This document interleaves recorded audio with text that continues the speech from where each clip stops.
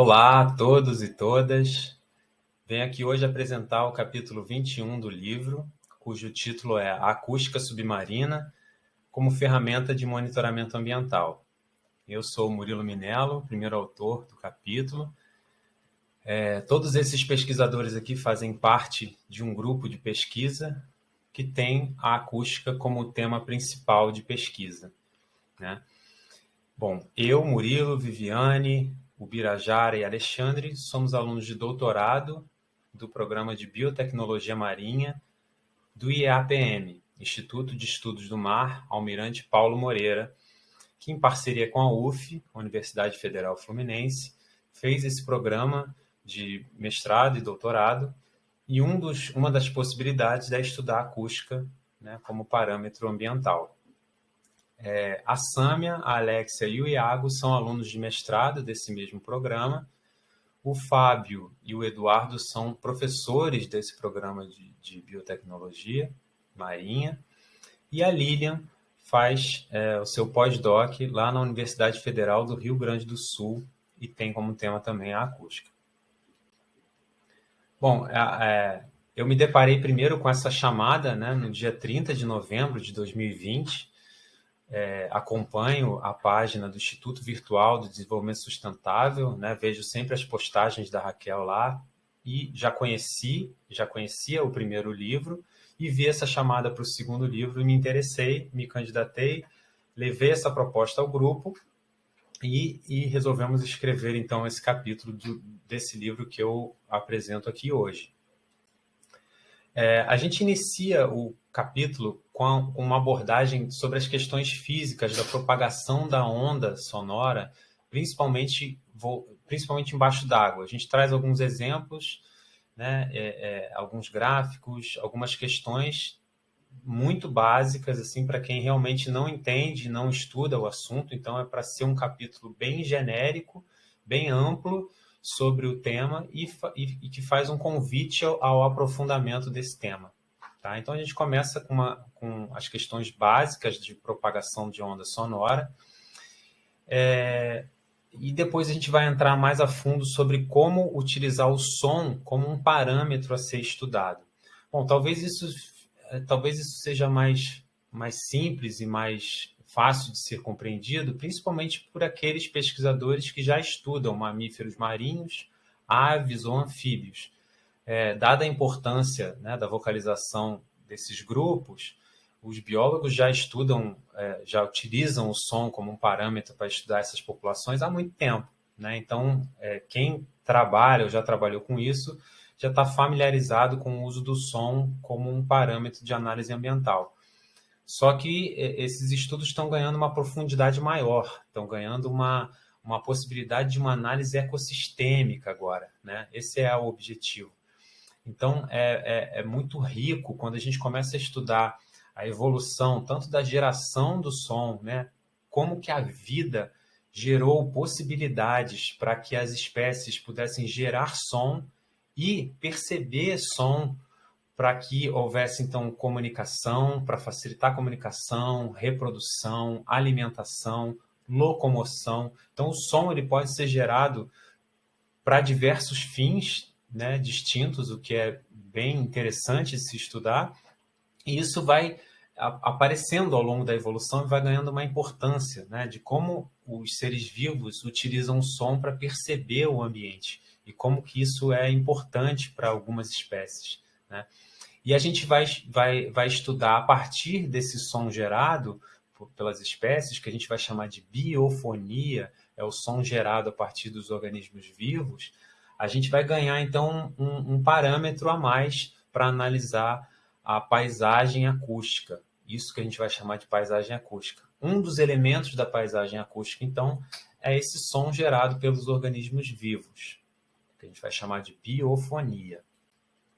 Um segundo parâmetro importante é a geofonia, que seria o som gerado a partir do próprio ambiente em si, né? O vento, as tempestades, o barulho da gota d'água batendo na água do mar, vulcões ou movimentações tectônicas, o mar revolto, né? As ondas, Tudo isso pode ser utilizado como uma análise da geofonia, né? Uma percepção, então, do ambiente.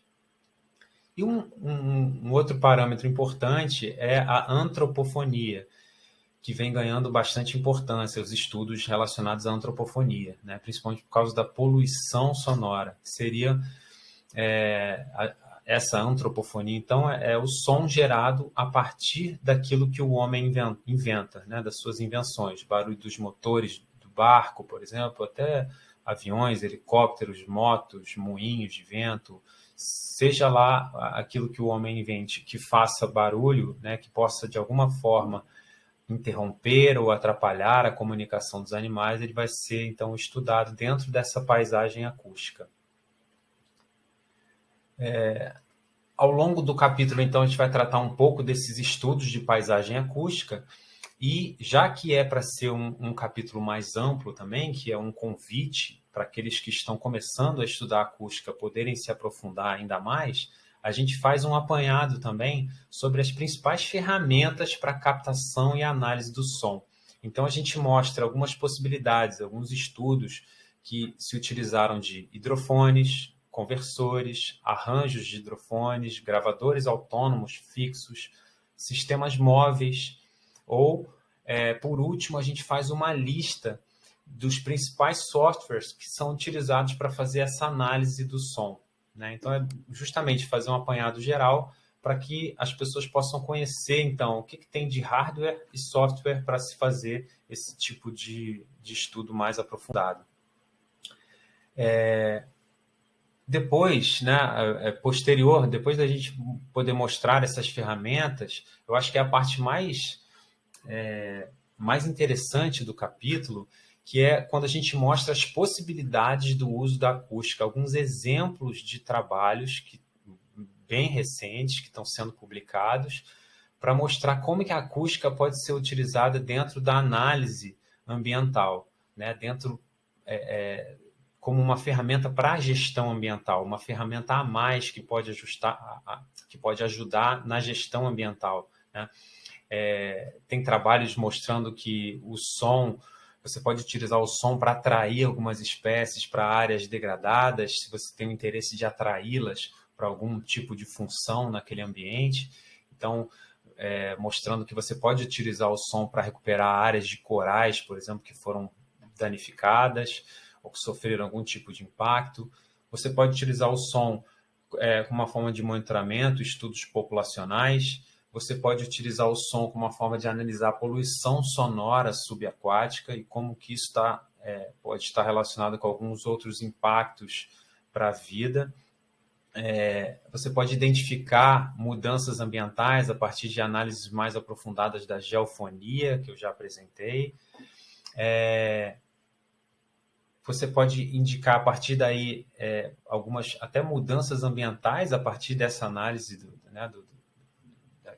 do aumento de tempestades, por exemplo, mudanças na condição do mar, né, de mais ondas, variação de maré, uma variação maior de maré, tudo isso pode ser captado, identificado a partir da análise da geofonia.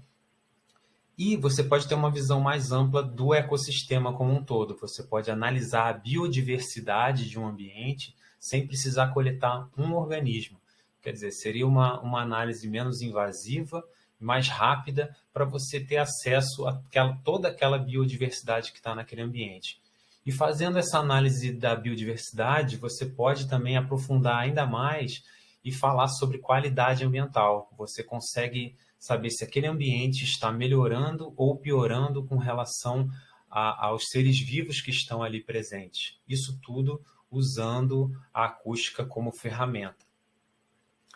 E nas considerações finais, então, a gente coloca os principais potenciais, né, do uso dessa ferramenta, como que ela pode e deve ser usada nos próximos anos, os principais desafios a serem superados.